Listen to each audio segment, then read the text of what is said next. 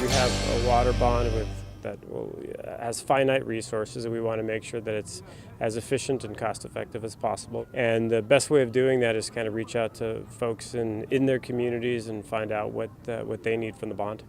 We had a hearing today of the Water Parks and Wildlife Committee about the Salton Sea and the water bond and how the two sort of interrelate. We had Assemblymember Mariko Yamada, we had Brian Daly, we had local Assembly members Brian Nastande, as well as V. Manuel Perez, who actually was the one who first brought this issue to my attention. I would also like to thank personally our chairman on behalf of the residents of Imperial and Coachella Valleys for working with me to ensure the bond did not overlook existing commitments made by the state, such as those negotiated in the Salton Sea Quantification Settlement Agreement, and for including these obligations in the water bond so that the state has the resources to uphold its commitments to our communities.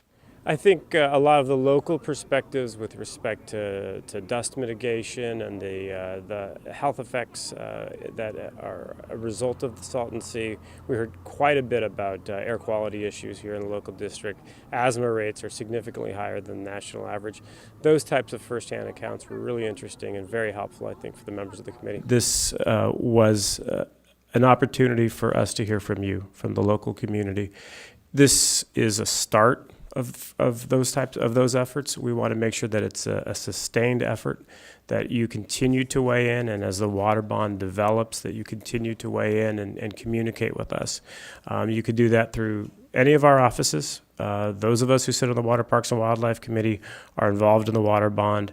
There are 8 members who are involved in the water bond working group.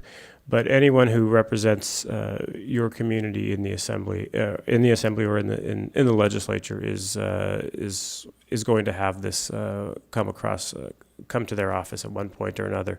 So I encourage you to continue that dialogue and continue talking to your state government, talking to your local leaders about the importance of the Salton Sea and local water issues.